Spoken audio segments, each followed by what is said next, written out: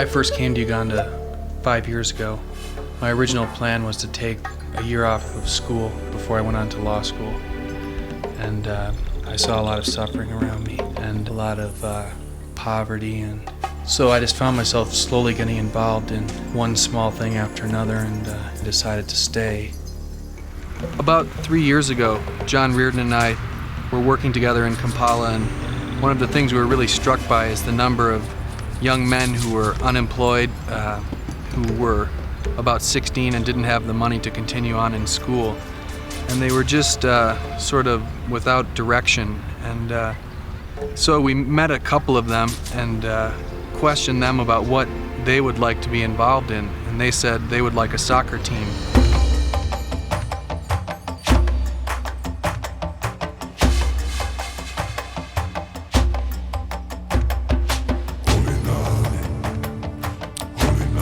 So we began a soccer team with those few boys and told them to bring their friends, and we would practice every day at such and such a time at a certain field. And that went on for a while, and soon the boys came and said they had their coach who they wanted us to meet. In Uganda, you get to be sort of leery of these sort of situations. And so this man basically told us he would like to coach this team, and we shouldn't worry about paying him.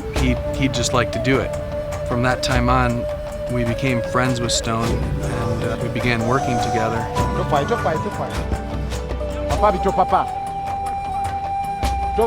Alex, that's better.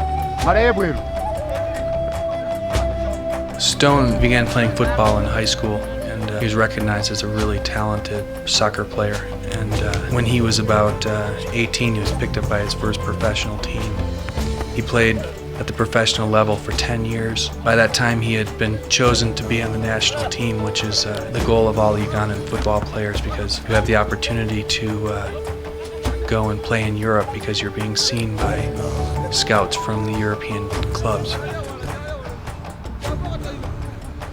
Soon before he began his international career, he was on a breakaway for the goal. Before he shot, a guy cut him down from behind and tore the ligaments in his knee. It wasn't an accident, he did it intentionally, and that put an end to his professional career. In a country where revenge is really commonplace,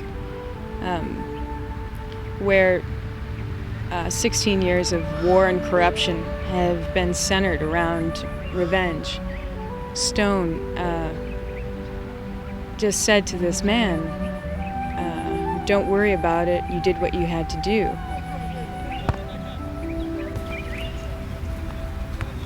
Stone's ability to forgive this man after pursuing a career for so long was really remarkable. And we knew that the sort of integrity he had within him was exactly what these boys were going to need in order to get direction in their life. Some of these boys were druggists, some were pickpocketers, some were, let me say, wild boys, just walk on the streets aimlessly, without direction at all. We look at these boys to give them sense of direction. And in this, we also try to give them some skills, then some resources, then a frame of mind, which can really help them in future. We just don't look at them as footballers for their future, but we want them to be good citizens. So we want them to be self-reliant, to have those skills to help them in future.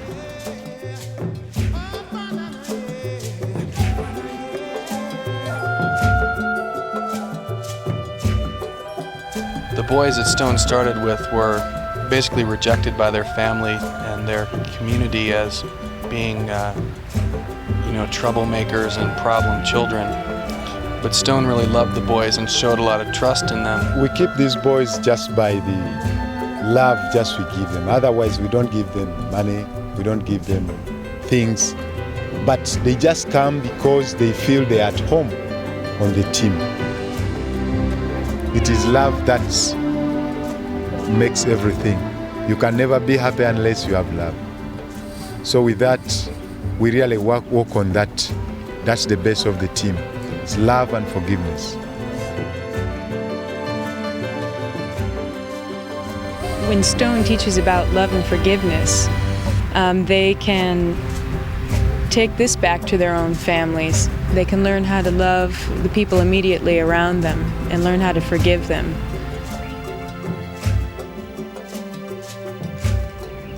A lot of the teaching of this principle is just shown by Stone's life. He lives in the same area as the boys. They know his wife, his children, the way he interacts with his family, and they see that he's actually living everything he's teaching. And so that's really the most powerful part of what he does, even more important than what he says. And I think his example really challenges the boys to be like him. Leadership isn't about being famous. So even though Stone may be affecting only a couple hundred people in his community, those couple hundred people will be affecting villages, and those villages will be affecting other villages.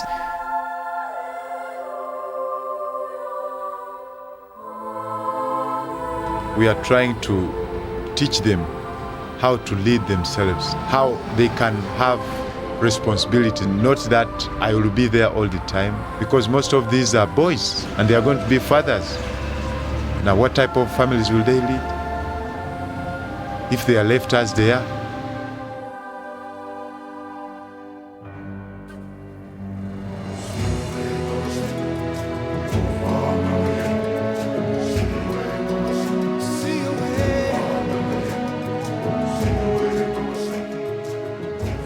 Try to tell these boys that there's nothing which you cannot do. It is through hard work that all things are possible. Your life is entirely on you. What you have in your mind is what will shape your future, is what will shape you.